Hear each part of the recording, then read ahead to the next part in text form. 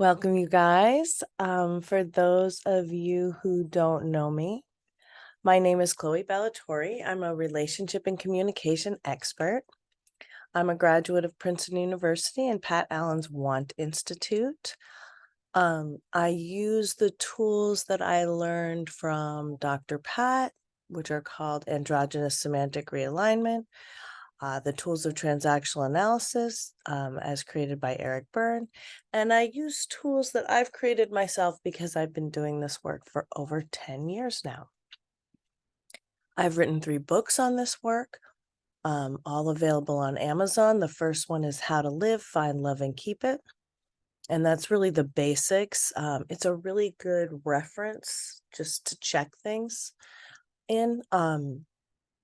My second book is New Ways of Being, The Pain of Change, which is really about what happens once we start doing this work and how that affects us and how it can be sometimes unexpectedly painful because change is an inherently painful process, even change for the better. And I think that takes people by surprise a lot. And then they start making a change and then they want to stop because it's painful, not understanding that there's productive pain, the pain that change is taking place already. And then there's the pain that change needs to take place. So I help people navigate between those two.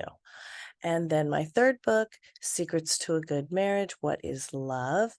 Um, is about long-term relationships. I've been married 21 years. I found this work when I had been married for 10 years and it changed my life. And it enabled me to save my marriage and my relationship. And so when I saw the miracles that it created, when I saw the effect that it could have on people, I really wanted to share it with other people. So that's what I'm doing here.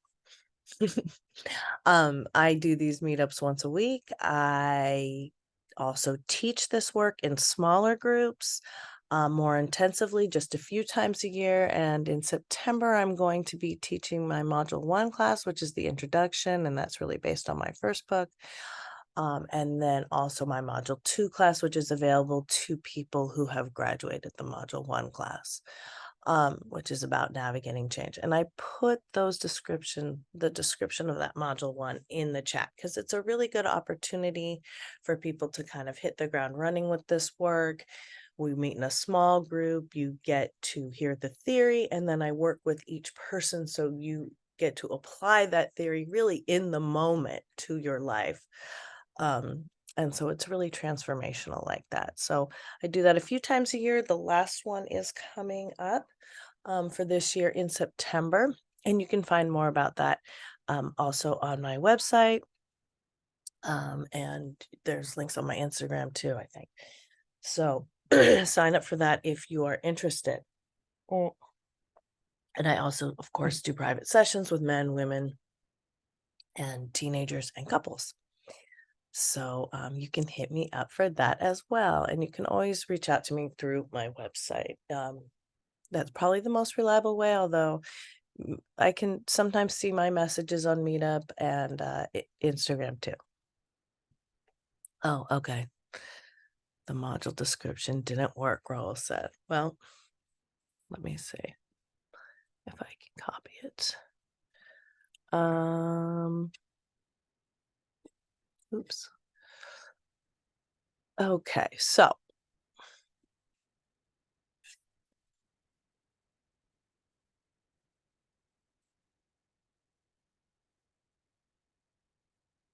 here it is. Okay. So what is this work? What are we talking about?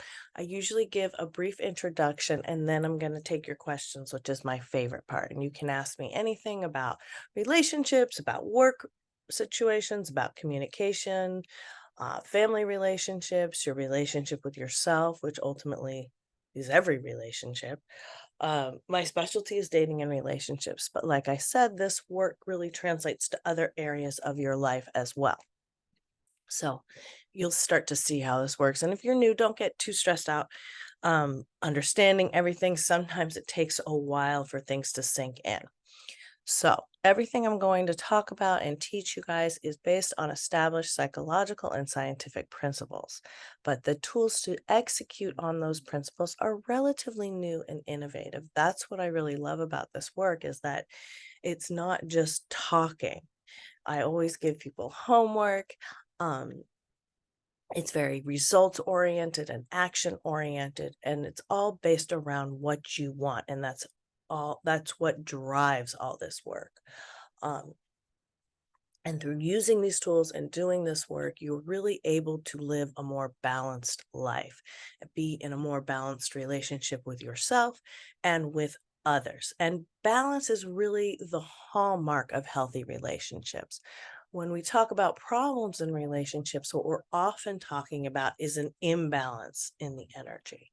And since we live in a universe that's based in duality, it's really important for us to know how to bring balance to our lives, ourselves, and particularly our relationships, because the most successful relationships are the ones that are balanced between feminine and masculine energy.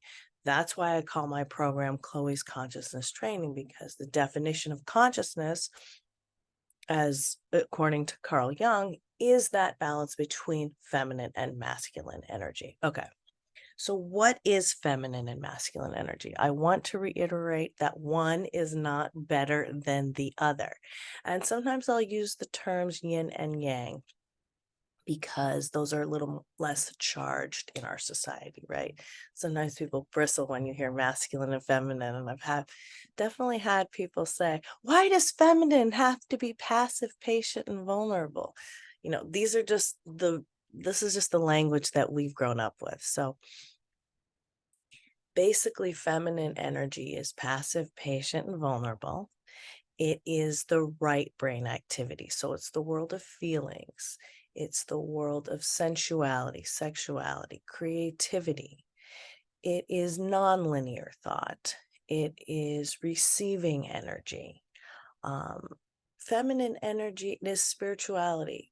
It's very much in the world to make it fun, but it's not of the world, right? It's like air. Like I like the metaphor of flowers for feminine energy. Then we have the left brain, right? And this is the yang energy. And this is where most of us are in our yang energy when we're at work. This is competitive, conquering, controlling. This is the energy of ideas, of achievements, of doing things. This is the world of thoughts and ideas. It's giving, taking care of, nurturing. This is all masculine yang energy. Okay. And the metaphor for yang energy is often expressed as a brick. Yang energy is very much of the world. And so all of us have these two energies. If you have kind of equal balance of these two energies, you're what's called an alpha. And that may mean that your heart and head are constantly duking it out. That's where this work really comes in handy because it gives you a rubric for decision making. Um, so that is what everything we're going to do tonight and talk about tonight are based on these principles of yin and yang, or feminine and masculine energy. Now, oftentimes when we're children, particularly between the ages of 0 to 12, we will get thrown out of our authentic energetic balance by childhood trauma, either trauma with a lowercase t or a capital T.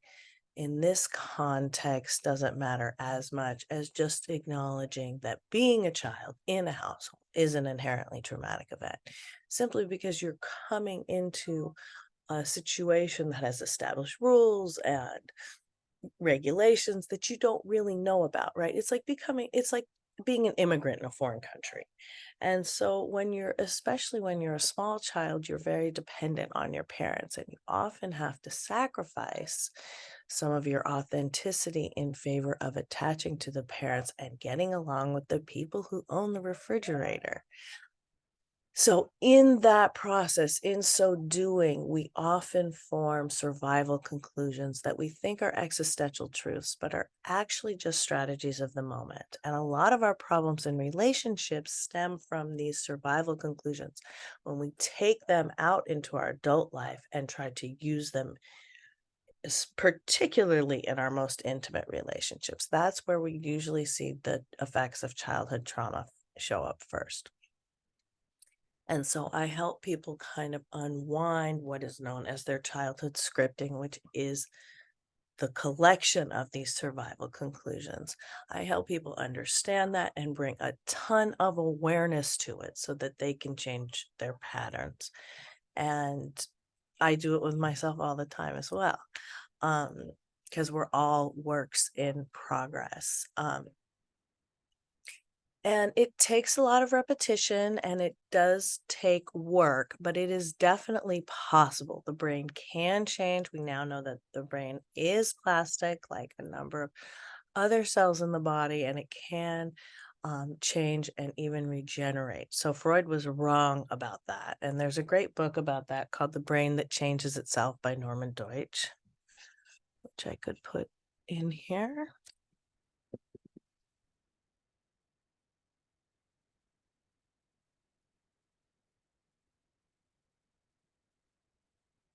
If and it deals a lot with stroke victims, but if you read it and look at it, you'll really understand what the process is when you're trying to change patterns or habits that are so deeply rooted, which many of the ones that we've developed in childhood are. And anything that happens between the ages of 0 and 12 just affects us more because it's happening during the critical development, so many critical development windows. So that's also what I help people with. Understanding that, breaking patterns, and really ending your own self sabotage so that you can get the love that you want in your life. So that's my little spiel. And now I'll take your guys' questions. You can put them in the chat or you can raise your hand and then I'll unmute you. You guys know I also love to hear your updates. And we all learn a lot from each other because we get to hear problems that are similar, which inevitably happens every week. Okay. Hi, Lee. Hey there, Chloe. How's it going? How good, thank you. How can I help you? Well, uh, I wanted to give you an update that last week I went out on a date. Right. Somebody, it was actually our second date. Um, this is someone that I've known in real life since April. So it's been about like 4 months I've known this person just in a certain group of people. It's not a karaoke thing at all. This person is not involved in the karaoke side. Okay. Known her for about 4 months, and I knew she liked me. And we went out a couple times last week. And I feel like two things I want to share with you. But one is that she's like about 50%. I could tell it was like half, she's a good person. There were things that were interesting, but there was other half that it was like, this is not, I don't think this is, I don't think it's quite there. Mm-hmm. And I didn't see any more than that. So, but a couple things happened I want to share Okay. and get your thoughts on. Um, One was the fact that a friend of mine, a guy friend of mine in this group, I, I don't like to talk bad about people. It's not my style to gossip or, it's not my way at all. But it was happening with other people in the group. And I was able to discern, well, okay, I should probably backtrack just a little bit. A little over 2 years ago was kind of my last real girlfriend, I guess, that I dated for, I mean, not for very long, but it was the last I guess, what I'd consider like a sort of a serious relationship. And this person 2 years ago, not that it matters, but I guess it does in the consequence of this new person I went out with last week. Mm-hmm. This young lady from 2 years ago was visually impaired. Okay. Was this the woman that you had the date with? No, this was Oh, 2 years okay. before this. I'm just Okay. going back in time. Okay. The last person I really went out with for, was this, she was blind. Mm-hmm. Well, I had shared this with the person I went out with in person before we went out on a date. We were just in the group and hanging out, and I'd shared this with her. And this gossip thing comes back, and apparently I found out that even though she went out with me last week, she thought that was really weird. She thought lesser of me, apparently, because I went out with a woman who was visually impaired. She Hmm. just said, "That's really weird." Hmm. And I'm thinking, why did you even go out with me? I'm thinking, why, what? And so, so that was one. Okay. So you bumped on that. You didn't find that to be very compassionate. And I know you're what's really one of the things that you're really looking for is someone who's kind.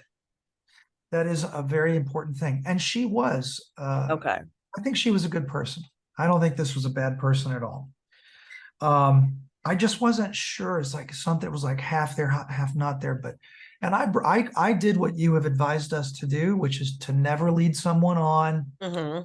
You know, I came straight up after the second date, and I said, I think you're great. Wonderful person, but I'm sensing that maybe we're not quite a match, but I'd still like to be, in touch and keep, Right. and that's when the truth kind of came out about her concerns about that. And then she told me she was actually already seeing another guy. So Interesting. yeah, so I said, well, good for you. Good. I mean, that's Right. good. I mean, sometimes that happens when you kind of let someone down. They're like, oh, wait, let me let you down first. Well, yes. So I guess the two things were, I was concerned that I'm sorry, airplane, sorry. Um, I was concerned. I was a little bit, is it weird that I dated someone that was visually impaired 2 years ago? Is that strange? Is that going to freak women out?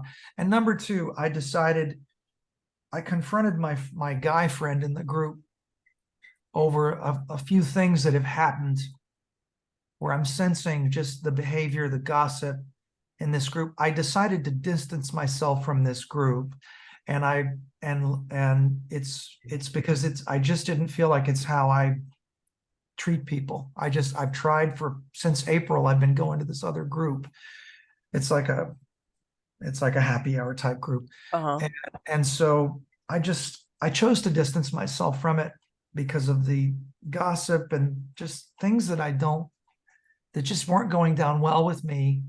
And Yeah, it's hard. I mean, that's all I was going to say. Thanks. I there just was a walked. thing that I saw that Jim Carrey said, which was, I like people individually, but once they join a group, I don't like them anymore. And he said, including myself, you know, because what takes over sometimes is that group think. And so you just have to be really wary of that.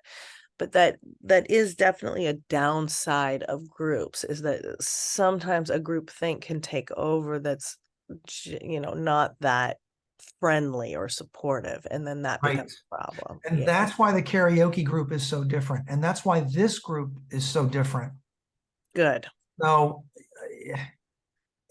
their behavior is very different. Karaoke is very supportive. This group is very supportive.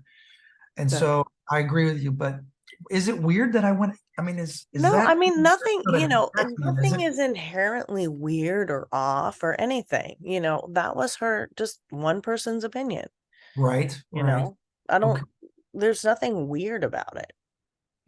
One, somebody else I might don't think it think was so. commendable, or somebody else might have zero reaction to it. In Yeah. general, I try, And I recommend that you guys try not to judge things like that. Don't judge people, don't should on people, So I don't like the sound of you being shamed for doing something. And so maybe this woman isn't right because her communication isn't quite there, you know. Mm-hmm. Mm-hmm. Possible. Hmm. She's also more in the aggressive masculine, less the feminine, I think. Right. And Um, those women are drawn to you. You've had a number of aggressive women try to scoop you up, but I know you're wanting to be the masculine energy. yeah. And that's pretty much it. I mean, I don't know why I felt like I asking her out, but I guess I felt like, she seems, I'd been around her for a few months and she seemed like a good person and she seemed interested. I'm And I glad you did that. it probably wouldn't hurt to go out on a date or two and just go get drink, which was what we did. We had a dinner and a drink date type thing. And um, so Good. so that's all I was going to share, and I'll It's pass it. good practice for you. That's the Good for her. concept behind duty dating is going out with more people, even if you're not sure you're that crazy about them. Not in a sense to lead them on, but just to practice doing some of these tools like you did. And you communicated with her. You noticed she was a little more masculine. You noticed that she had kind of offered a negative opinion when it wasn't really necessary or warranted, you know. So you're practicing, and then that just makes it better, that just makes it easier for when you are crazy about someone, you'll just have some of those tools a little bit more readily available, you know what I mean? Okay, and the downside to group think, what is when you say group think? Um, are you just talking about when I refer to the gossip thing, or when there's this negative, like talking down about people that happens in social circles? Is that what you mean by that to get away from? um I just put a book in the chat. It's The People of the Lie by M. Scott Peck. Oh, I love M. Scott Peck. I've read, Okay, right. yeah, So he has that other famous book, which is The Road Less Traveled. That's his like book that he's famous for. yeah, that This was book is great, and I think you'll get a ton out of it.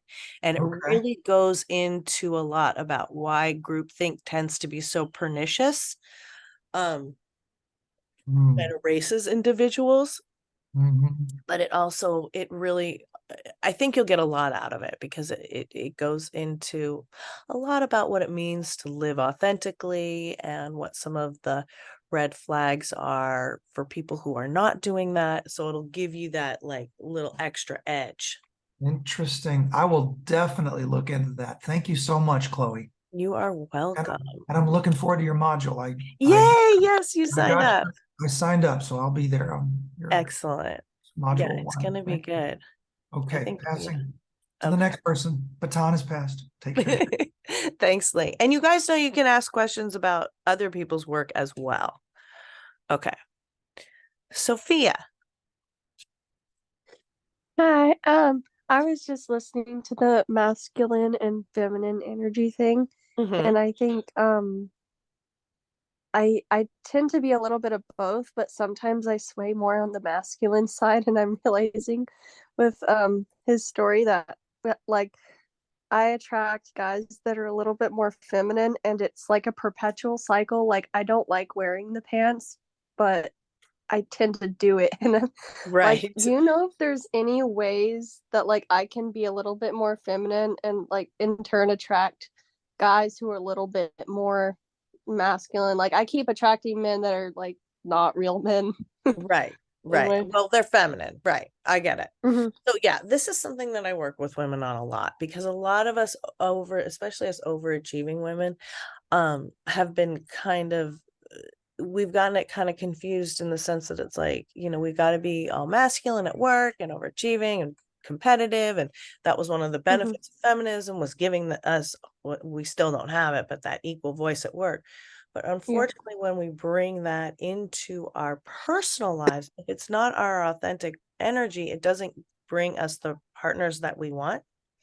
And so you have to kind of switch when you come from the workplace into your personal life from the masculine energy into the feminine energy, because as long as you illustrated it exactly right with what you said, as long as you're in that masculine energy and you're the controlling person, you're not masculine men won't want to be with you because they don't want to compete, right? That's a power struggle for control with you. Yeah. A lot of That's how it is in my marriage.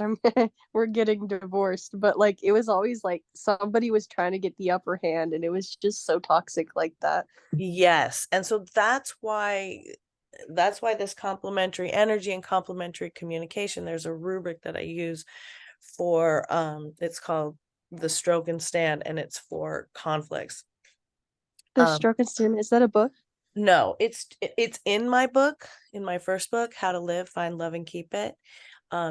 It is that rubric of the stroke and stand, and then I will also be going into detail in it on the module, but it's a rubric and you use it in awkward situations or conflicts when you have problems so that you can make sure that you and your partner are in the complementary energy and it's not a power struggle. Because if it's a power struggle, then too much, you're not compatible, right?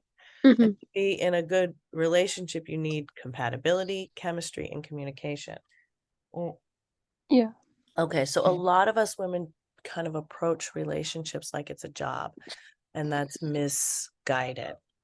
Now, if you've had any kind of childhood trauma, you're not real eager to be vulnerable in relationships. And so a lot of us women who have had trauma and we've been raised to be strong and independent and not need anyone, we're very reluctant to give up any kind of control because it'll mean we'll be vulnerable.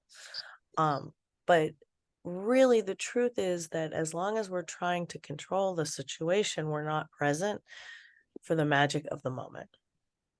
And the only way to truly control something is to wreck it. And so we don't want to do that. So when you're in that mode, which is called ego dystonic, that means when you're in the masculine energy, when it's not really serving you, it's that kind of that Wendy archetype from Peter Pan. When you're in that energy, then you're not really able to experience authentic relationships because you're dystonic.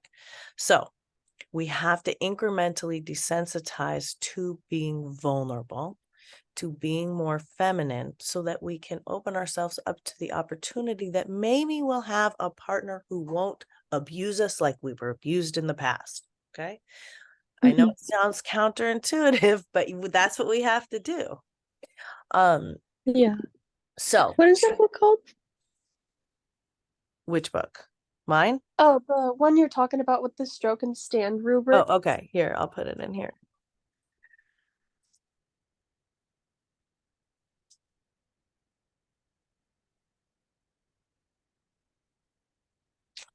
Yeah, I have like a problem. Like I've tried like being vulnerable with people, and sometimes I attract narcissists when I do that. Right. So it's quite a balance.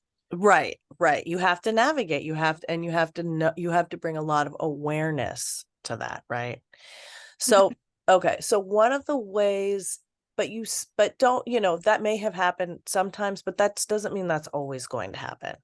Right. Right. And you do have to open up enough to give people the chance. Now, the great thing about these tools, and like, especially the book that I recommended to Lee, that's a really great book for spotting red flags in other people. So the great thing about these tools is that you can mitigate some of the suffering with dating and relationships, but it doesn't mean it will all be eliminated.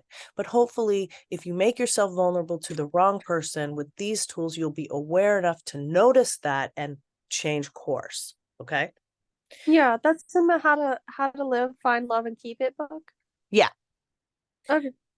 Okay, but let me give you a few tips just in terms of being Are you dating yet or not? No, I don't even I'm like not even like interested in dating till the divorce is over. Okay. Yeah. So just in terms of staying in your feminine energy, that means your feelings. So that in your personal relationships, and you can do this now, even in your relationships that aren't romantic, you could even do it with your divorce. You're going to be leading with your feelings, and feelings are one word usually. So if you're saying, I feel like you're an asshole, that's not a feeling, that's a thought. So feel like is usually a thought. And that's just a common colloquialism. But feelings are usually like, I feel bad, I feel sad, I feel happy, I feel confident, I feel secure, I feel scared, whatever it is, it's usually one words. And a lot of us women are really out of touch with our feelings. So oftentimes with clients, we'll literally go through lists of feelings to see where we're at. So you're going to be leading with your feelings, and you're going to be making I statements. So, oh, good. Yeah. Oh, yeah, that's right, Fred. You read it. Yeah. So, excuse me, I was just reading Brett's comment. Okay, so you're going to be leading with I feel statements, especially when you're in an awkward situation or a conflict. You are going to be on the receiving end. Okay, so a lot of us women have trouble receiving because we're taught that we need to be independent and we need to be strong. And so, no, you don't need to help me. I told a story, I think it was last week, about a woman. I saw this couple. I was driving and I was stopped at a light and I saw this couple on a date. And they were on electric scooters, and the man had stopped to wait for the woman who was behind. And so the woman came up, and as she's coming up, she's like, "You don't need to wait for me. Just go ahead." And here's a guy who's trying to cherish this woman's feelings. Why is she screaming that? Obviously, she wants him to wait for her, right? But she's embarrassed because she thinks she needs to be strong. So a lot of us women, strong women, need practice receiving. Okay. So make sure that you're open to receiving. If someone asks you how you are, respond graciously. You don't necessarily have to go, "How are you?" right away. Okay. How are you? "I'm well. Thank you for asking." Right. You can do it even when you're on the phone with like AT&T. You can say, if you're calling about your bill, "Well, I don't feel good about that, you know.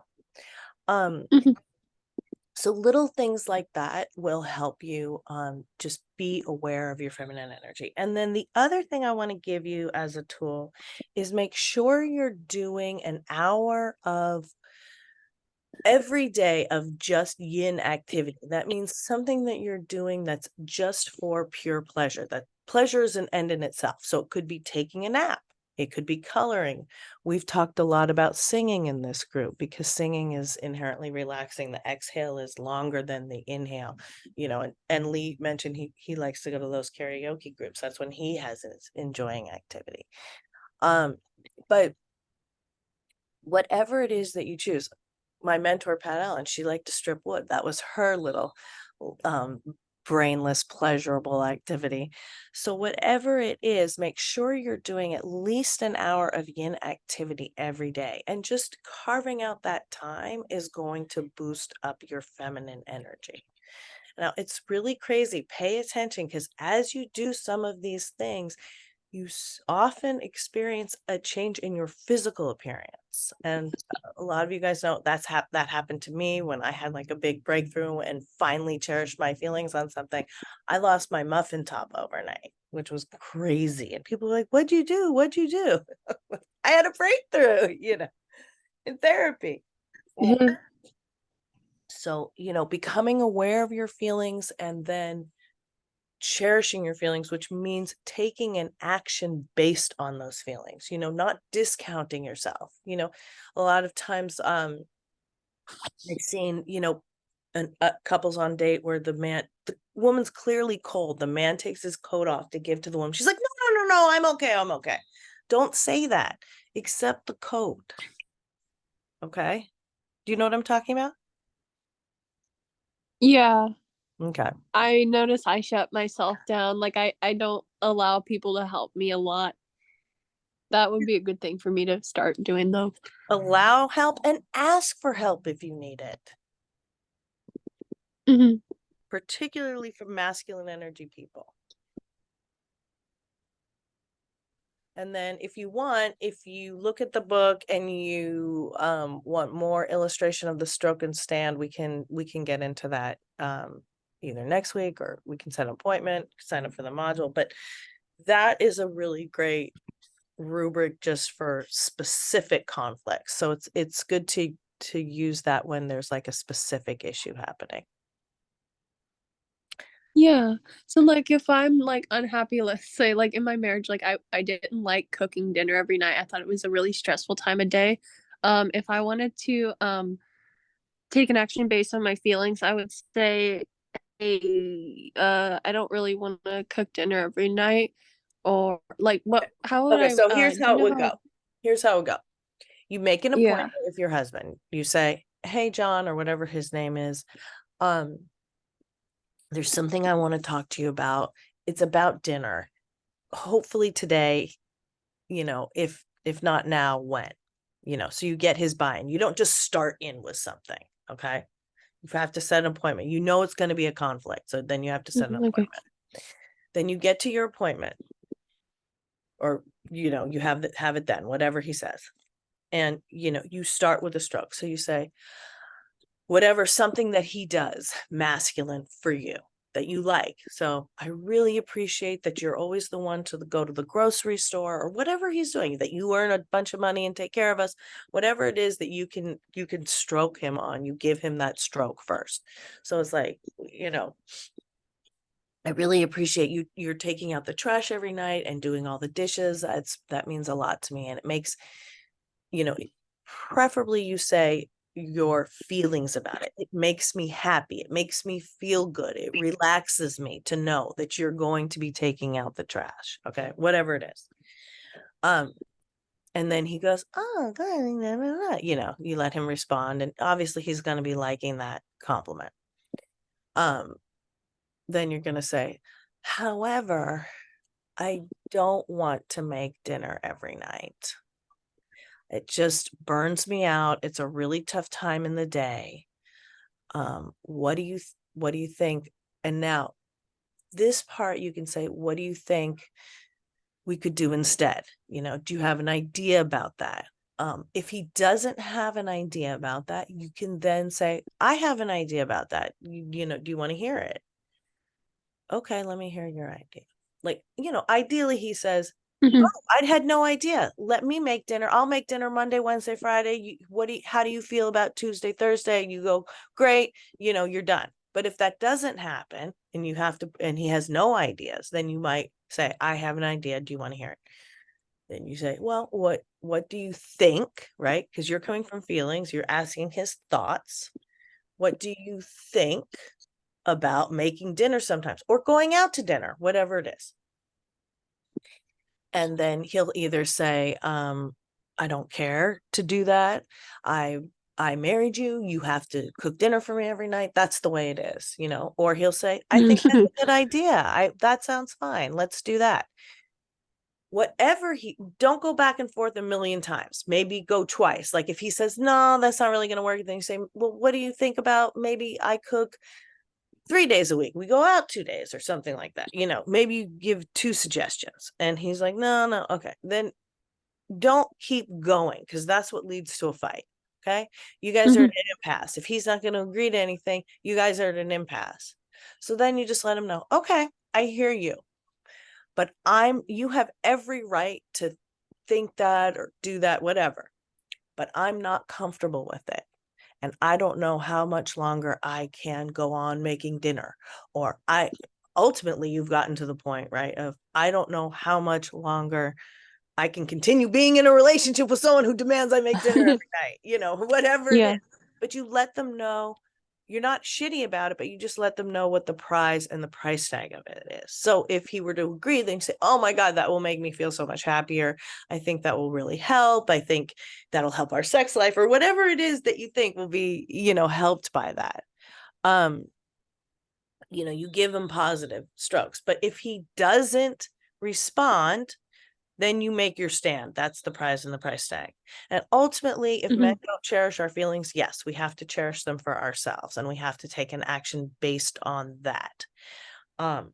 Now, whether he says yes or he says no, these conversations are important to have and not to avoid, because you're going to get a ton of information from that conversation. Like if he says, "Sophia, I don't really care, what the deal is you need to make dinner every night. Well, now you have information that he doesn't really care about your feelings, right?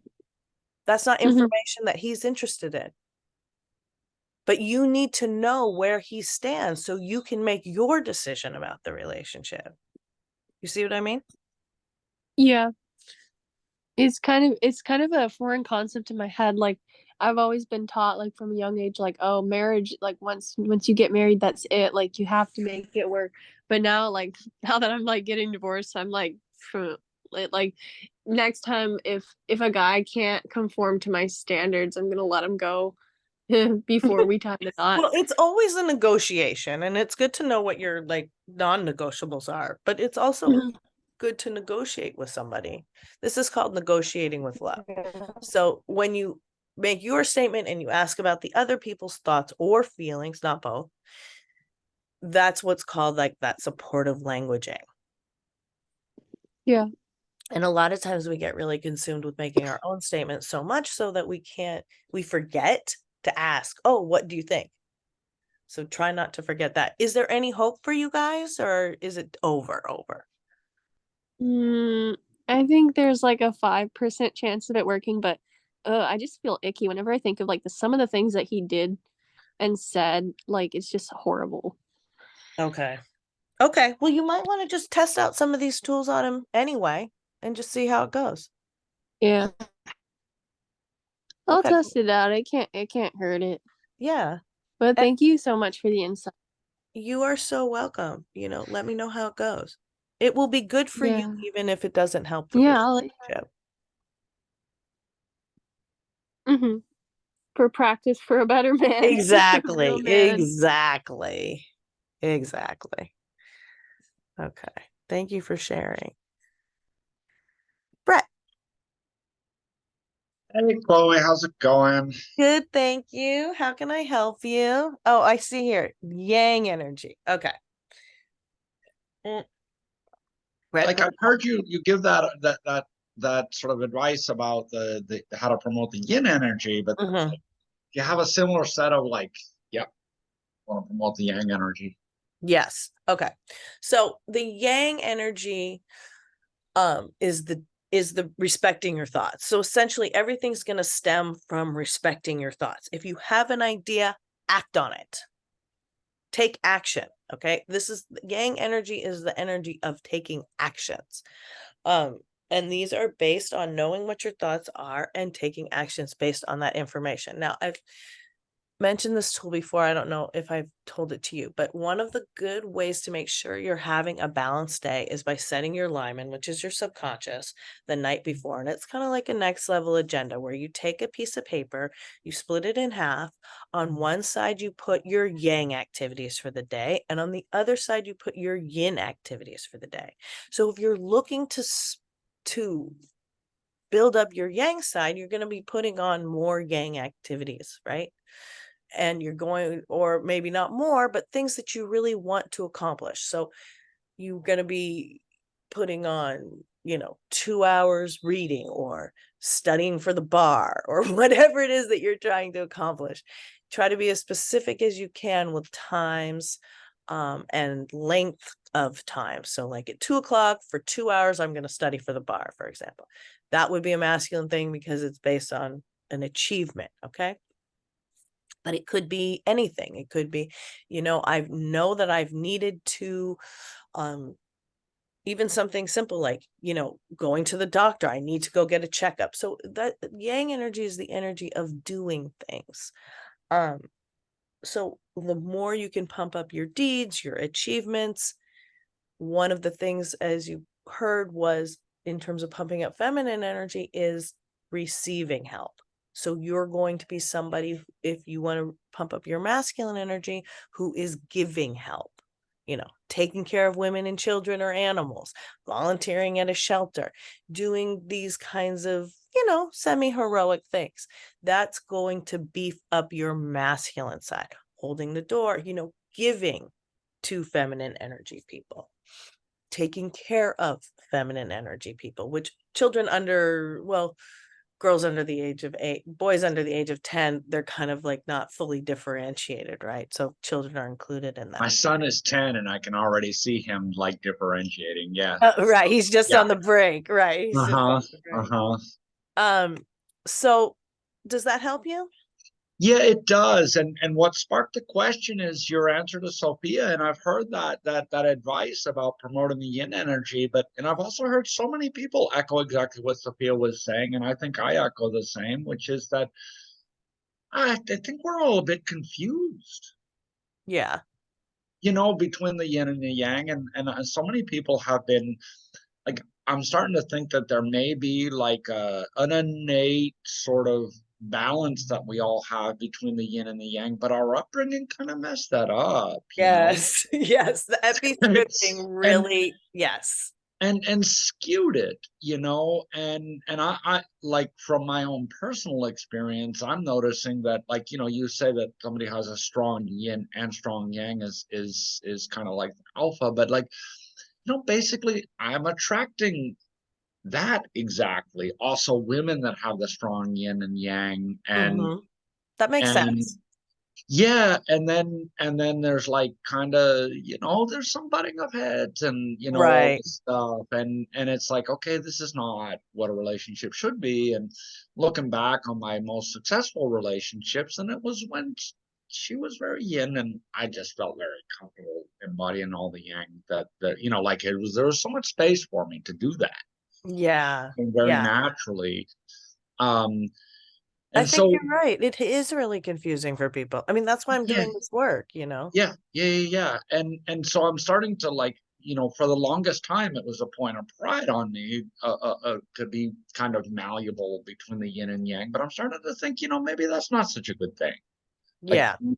right? Like, if you're malleable from one situation to another, adaptable, well, that's a trauma response. That's a post-abuse response. That's Right. that level of adaptability. Like, Yeah, now yeah. that you're a grown up, you want to be more focused on your authenticity. When you're a little kid, you have to be really adaptable because you're at the mercy of these lunatic grown-ups sometimes. Yes. And if you have truly I know lunatic I was. grown-ups, yeah, if the grown-ups in your house were truly lunatic, like, then that's a problem, and Yeah. and So, actually, interesting that you mentioned the 10-year-old, boys, and that differentiation, because, like, believe it or not, the one who kind of showed that to me was my son. oh yeah? How so? Well, my parents raved about me as a child and who I was and how I was. And I was just this exceptional, joyful, exuberant, outgoing, indomitable spirit kid. And they're like, yeah, around 12, 13, things started changing. What happened? I'm like, well, let me tell you, mom and dad, what happened. Anyways, meeting him when he was born and when he started to, like, grow up and everything, it was like meeting my own self. He was like I finally understood what my parents had been talking about all those years about the type of kid. That makes sense? Yes. Yep. Yes. And so now, as I'm watching him go into this, he's 10 and he's starting to become much more. I mean, it already starts at like 4 or 5, but then progressive, and then like 11 or 12, that differentiation is fully, Right. Shazam. It's a foregone conclusion. But what I'm noticing about him is his just absolute rock solid yangness. Yeah. He's also got that same sensitive side, empathetic side, that caring side. He's a complete sweetheart, but strong as hell. Right. So this can Rock be really good for you to have these tools so that you can help guide him to balance stuff out. guide him, and Yeah. it also helped me realize that, okay, my 12, 13-year-old experiences, right, they did kind of skew me. Right. I Right. mean, when I was his age, I was in the middle of the Amazon, and just, having to, like, survive and actually thrive in an environment like that, you know, and I did. And that takes an enormous amount of strength and Yes. centeredness and steadiness. And that was just a delight of an upbringing. It wasn't until later that bad things started to happen. And I'm just like looking at that and being like, huh, okay, maybe my innate self is not this malleable yin yang. Maybe my innate self Yes. is to be more like in my Yes. like who I was meant to be Yes. versus who I ended up Adapting into. adapting to. Yeah. Yeah. And so I'm just like, it's just something I'm thinking about, you Yeah, know? no, it's really interesting. I have a client and he was telling me that when he was little, his mom would always whisper in his ear, don't be an asshole, don't be an asshole, don't be an asshole. Because her experiences with men were that they were assholes. And so he grew up feminine, right? Because he Yeah. thought my main thing is to not be an asshole. Uh-huh. And so it's been a journey to find his that didn't serve him in his relationships, that didn't serve him in his work. And so it's been a journey to uncover his masculine side. Yeah. And it's a beautiful thing to watch that emerge. Yeah. Yeah, and for me, it's like when you list off the things about the masculine, like as you just have no idea the stuff I've achieved and the capacity for like doing and all that. And so it's not that but it's not consistent, and that's starting to bug. Yes. Well, and sometimes You what know, it's like I'm happens is, ping-ponging back and forth between the yin and the yang too much, and I'm like, okay, I'm starting to get that up. yeah, and sometimes what happens is when you have an adapted persona, which is not, authentic to who you are, but was just an adapted persona. When that persona achieves things, it's very hard for you to integrate them because you perceive them as done by somebody else because they were done by your persona. And so even if you've achieved a number of things, if they were done by your persona, it's going to be harder for you to integrate and recognize them as achievements to yourself. Actually, Understand? that's a true statement. Yeah. Yeah. Like Yeah.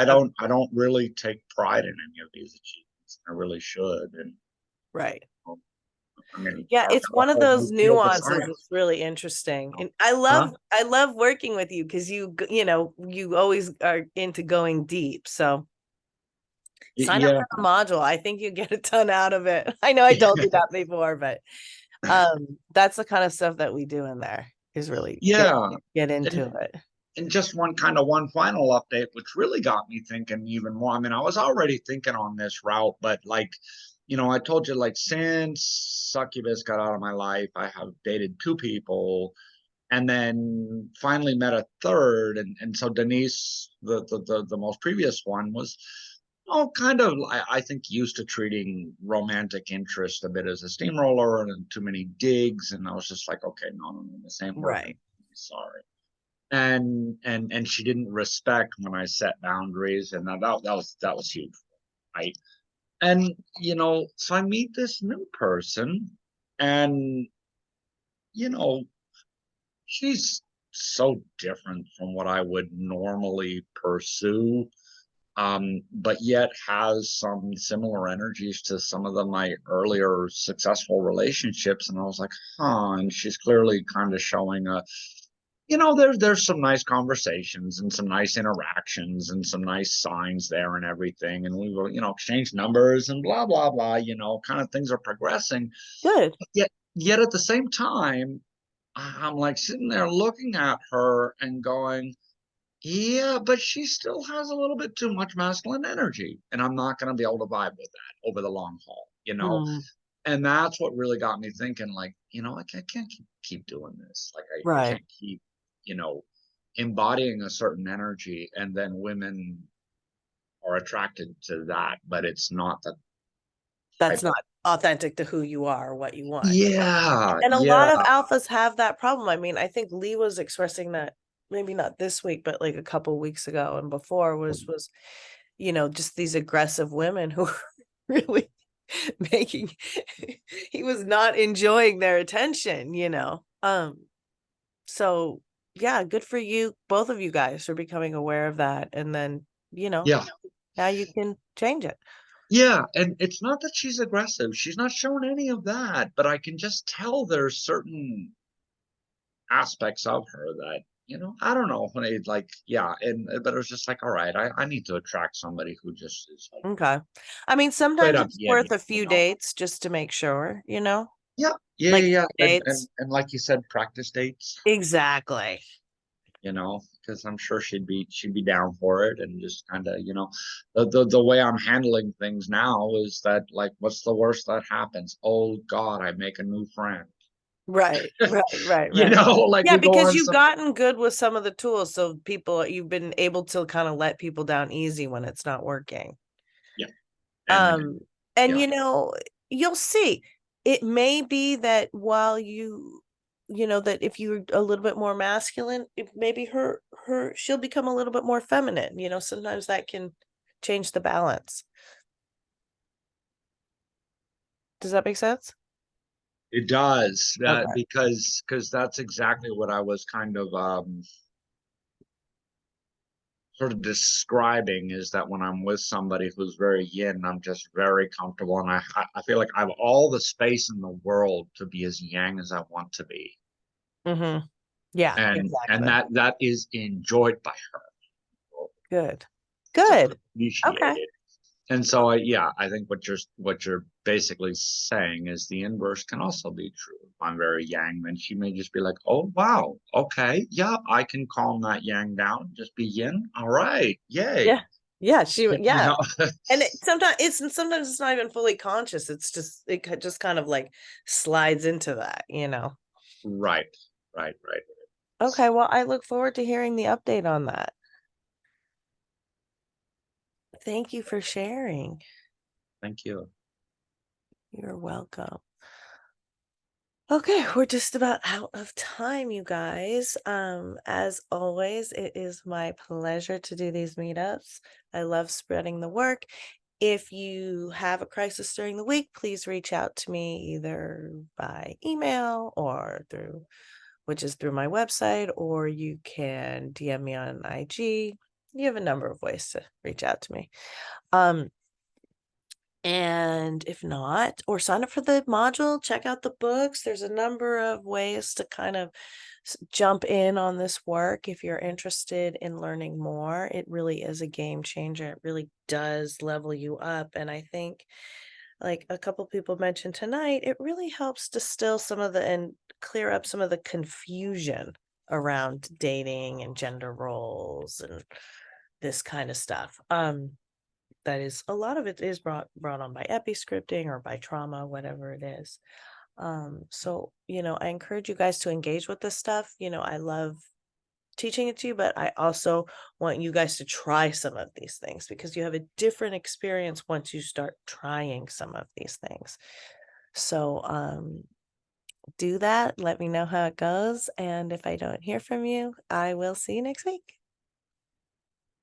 You're welcome.